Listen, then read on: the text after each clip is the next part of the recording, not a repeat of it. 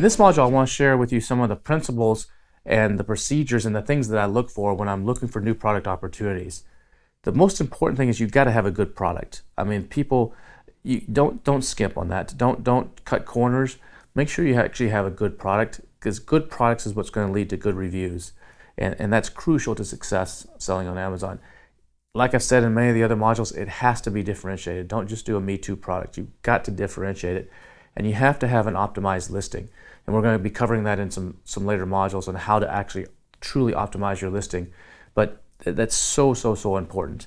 The other thing is when you're using like the X-ray tool from Helium 10, which is an awesome tool for evaluating market potential and getting a snapshot of the data, don't pay too much attention to the score that's listed there. I don't pay too much attention to those scores, especially the star score. Helium 10, if you're comparing Helium 10's X-ray to other tools that are in the marketplace, you'll see that Helium 10 is a little bit more skimpy on their star score.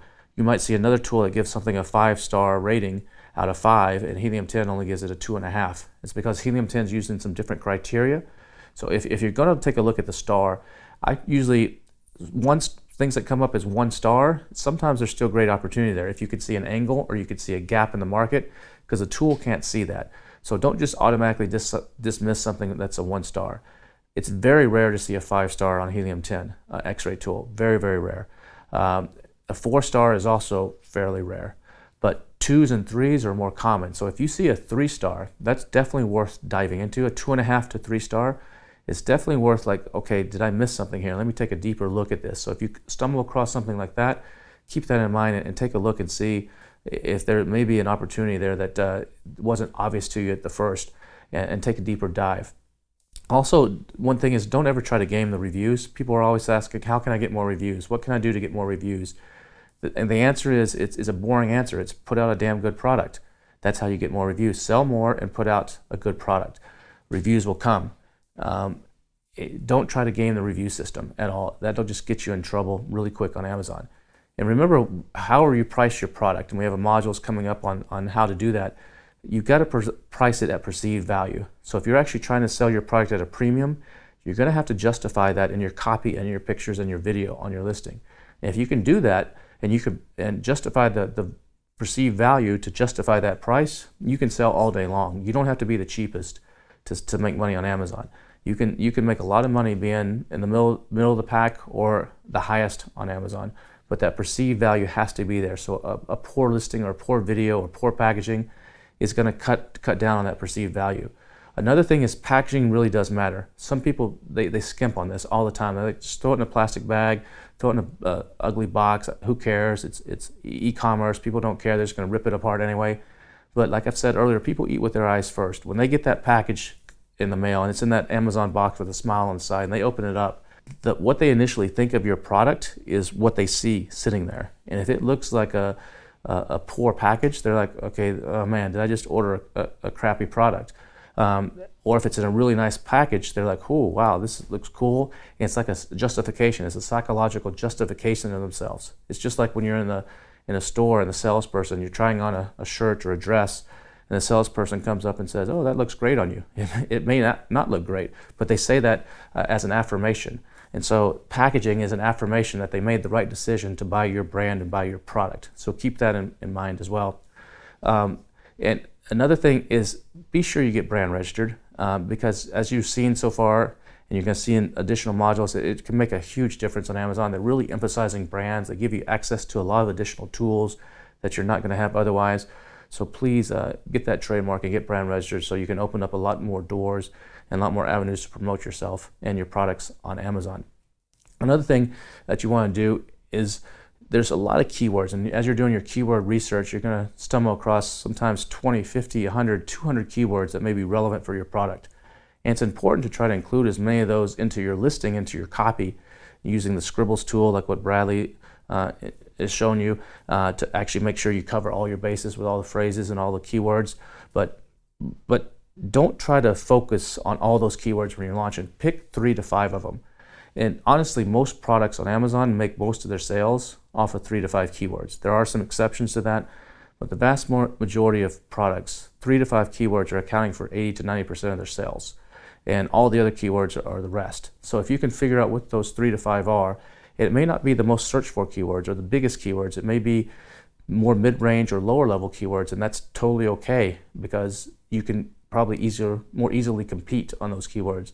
But pick those 3 to 5 that you're going to target where you think you have an advantage or you can weasel your way in, and just focus on those in the beginning. And remember that there's a lot of people out there that teach hacks. And there's always what's the latest trick, what's the latest cool thing to do. And hacks are cool, but that's not how you build a business. You build a business based on a solid foundation and determination and putting out a good product over and over again. So while you may hear some hacks from time to time or ways to shortcut the system or do something in a better way, sometimes those may help you get a leg up for a short period of time, but they're not sustainable over the long term. So don't pay too close of attention to all these hacks that you may hear from different places. And one other thing that you need to keep in mind is that the money is often made in the sourcing, not in the selling. So the better you can source and the better the pricing you can get when you're sourcing, the more margin you have to play with when your competition actually lowers their price, or if shipping becomes higher, or if there's other variables that storage fees become higher, you can absorb more. So the better you can source and negotiate really good sourcing terms, the better you're going to have a chance of succeeding. So money's often made in the sourcing, not as much as in the selling. So keep that in mind as well. Now, what I want to do next is I'm going to show you actually some of the things that I look for when I'm actually evaluating product opportunities. These are a bunch of the different things, the benchmarks that I look for. Now, not every single one of these has to be met to make it a good product opportunity. Usually I like to see about 70 to 75% of them actually be true in order for me to proceed with that product. But not every single one of these have to be met. But I want to share with you some of the indicators that I look for. And so let's get going. So there's basically 16 major factors that I look at when I'm evaluating a new product opportunity. And I'm just going to run through these really quick with you. The first thing is I'd like to know a BSR. How many of the top 10 listings have a BSR less than 10,000? What that does is that indicates that there's a good demand for this type of product or on Amazon. If quite a few of them have a BSR of less than 10,000. I don't look for an exact certain number, but if there's a bunch of them have a BSR of less than 10,000, the more the better. The next thing I look for is how many units in the top 10 are selling over 600 per month. So that's basically about 20 per day. That also indicates that there's really solid demand. It's not so hard to sell products on Amazon that sell 10, 15, 20 units a day. Selling 50 or 100 or more a day is a little bit more challenging, especially once you get into higher priced items. It's easier on lower priced items, but I like to know that there's enough demand there and how many of these guys are selling more than 600 units a day. I also like to make sure that in the top page of results, it's not dominated by brands. It's not more than 50% big brands. So if I'm selling a home and kitchen item, I don't want to see Cuisinart in there or a Williams & Sonoma or something like that. If they're dominating the space, for example, hand sanitizer is one. If you type in the word hand sanitizer, it's dominated by Germ-X and Purell.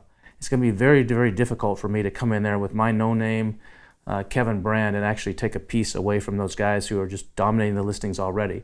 There's a lot of categories on Amazon where the big brands that you and I know they're not good at Amazon, and so they don't really show up much in the top results. A few of them in there is okay, but if it's dominated by that, I tend to say that's a big red flag. The next thing I like to do is I like to sort. I use the X-ray tool, and I like to sort by unit sales, not by dollars. A lot of people just leave it at that default of the rank of how they're appearing on the page, but that rank is how they're appearing for that particular keyword at that moment. But a lot of those are making sales on other keywords and other places, and you don't know exactly which ones are contributing to it. So when I see an X-ray results, I actually sort by unit sales. And then sometimes things that are at the bottom of a certain keyword will rise to the top, and you might have missed them otherwise. And so I'll sort by unit sales, and then I want to know how many of those in the top 10 have less than 500 reviews. Today's world on Amazon, the reviews are easier to get than they used to be because now people don't have to actually write a sentence, they can just do a rating. So I like to know how many of those are less than 500. If there's more than 5 in that top 10 that have over 1,000 reviews, that's a big red flag to me. So I like to see as many as possible have less than 500, and no more than half of that top 10 have over 1,000, if at all possible. If the top 3 or 4 are up in the tens of thousands, that can also be a big red flag. Another thing I like to use the X-ray tool for is the review rate. When you're looking at the X-ray tool, it will show you the rate of reviews on there. There's a little column that actually shows you how fast people are getting reviews. And if that rate is more than, if 2 or more of the top 10 have a review rate that's higher than 10%, so if they had, it'll show you the number on there, how many reviews. You have to do some calculations. It doesn't show you the review rate. It shows you the number of reviews they've gotten in the last 30 days. So you look at their total reviews. If it's 3,000 and they've gotten 400 in the last 30 days, that's 400 divided by 3,000 is greater than 10%. So that means they're most likely, that's not natural. That means they're most likely doing something to incentivize reviews. They're doing some sort of insert card like we showed you in one of the earlier modules that's incentivizing reviews. And to me, that's unfair competition. And so that's, if 2 or more of those are doing that, that means I'm up against some people that may not be playing by the rules, and I have to fight them off. And the inverse is true too. If you see 2 or more that have a negative 10% review rate, where you'll see a big red and a negative sign there, that means that they also probably were manipulating or doing something they should have, because Amazon took a bunch of reviews away. Maybe they did some sort of chatbot flow where they incentivize reviews, or they did something where Amazon has decided that a lot of those reviews were not valid and they took them away. That's also a sign that there's some competitors in that space that I may not want to compete against, because they're not going to play fair. The next thing I look at is I want to know the listing score. And so Helium 10 has a listing optimizing tool that'll actually show you the score. So I'll actually take a look at the top 10 and see what their score is. How good are they at Amazon? This score takes into factor how many pictures they have, how their bullets are written, how their title is written, whether they're doing certain things. And the more bad listings, the better. So if quite a few of them have a listing score of less than 9, that's actually a good sign. That means that I can come in and create a really good listing with good images, good photo, good copy. I can probably beat them because I'll be much more trusted than what they are. So that's something that I look at as well. Another thing that I look at is, does one seller, is he dominating the sales? Is there one guy that's just like crushing? He's got over 50% of all the sales on X-Ray. That's an indicator that there may be a patent issue. So you may come across that and may have a really good star rating from the X-Ray tool, but then when we look at it a little bit deeper, like, wait a second, there's one guy here. How can there just be one guy? That could be, it's either a patent issue or there's some sort of regulatory issue where you have to have some sort of special approval to actually sell in that category, and everybody else has been knocked off and that guy's the last one standing because he has the right documents. That's a warning sign as well. Another thing I like to look at is the review rating in X-Ray. I like to look at the top 10 based on unit sales. Again, this is based on unit sales when I filter by unit sales. How many of the top 10 actually have a rating of 4 or less? A star rating, a review rating of 4 or less. And if at least 20% have a review rating of 4 or less, that's actually a good opportunity to come in and actually improve the product and have a chance to beat them. If they're all like 5 stars across the board, I'm really going to have to differentiate in some way to actually take some market share from them. Another thing I take a look at is I take the top 10 sellers by unit volume and I plug that into the Cerebro tool. Bradley will probably show you in one of the modules when he shows you how to use Cerebro, where you can take 10 different ASINs and you can paste them into the Cerebro tool in Helium 10, and it will spit back a big graph, a combination of all the different keywords that those guys are ranking for, and how many are on different spots and how many are different pages and where the commonalities are. So I like to take a look at that and make sure there's plenty of opportunity there, that there's not just 1 or 2 keywords that everybody is focused on, that there's a good range of keywords. I like to say there's a lot of windows to sneak into the house, and I like to go in the back door sometimes, not in the front door. So I take a look at that, and that's an important factor as well. Another thing I want to make sure is that I can actually make a profit of at least 30%, which typically means about 3 to 5 times the manufacturer cost. And you can quickly gauge this if you use my rule of threes just as back of the paper math. When you're taking a look at the X-Ray tool, it shows the FBA fees and commissions there in the column, and it'll say for this particular product, it's let's say it's $8, but they're selling it for $14.99. That tells me there's only $6 margin in there for their profit, for their advertising, and for their cost of goods, which is not much. But if it was $8 in fulfillment fees and they're selling it for $29.95, that's almost a 4x. And so that tells me there's probably enough margin there where I might actually be able to eke out a profit, have some room in case I get some competitors come in trying to undercut me in price, or if costs go up, or supplies go up, or shipping goes up. So that's a factor that I look at as well. Another thing I look for are sales on the uptick. Are sales rising? Helium 10's X-ray tool will actually show you a graph, and I like to see that line going up, or at least steady. I don't like to see it going down. So that's another thing that I look at is are sales steady, or are they rising? Another thing that I take a look at is how old are the listings, and the X-ray tool will show you when the listing was created. For some listings it doesn't have that data, but for most of them it actually has the data.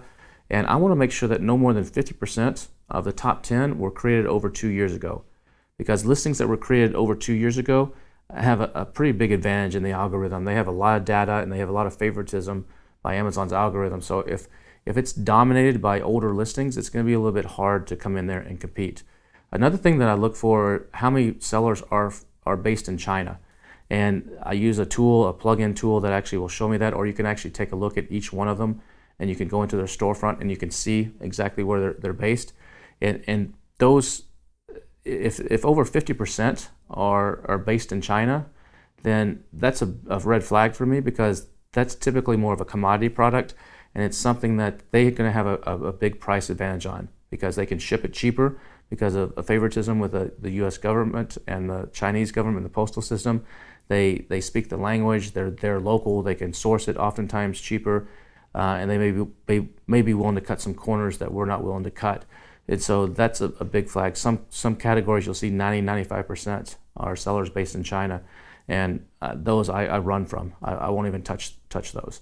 Another thing that I look for is, once I've narrowed down my top keywords and I've decided these are the 3 to 5 keywords that I'm really going to focus on, I'll go punch those into brand analytics. And what I like to see there is whatever those top 3 to 5 keywords I'm choosing to target, that the conversion percentage of the top 3 is not greater than 40%. I'll go to 50% sometimes, but ideally when you add up the conversion percentage from brand analytics for the top 3 ASINs on the keywords that you want to target, I want to see that it's less than 40%. Because what that tells me is that 60% of the market is wide open to spots 4 and on. And if that's the case, it's going to be much easier for me to squeeze in and take a piece of the pie.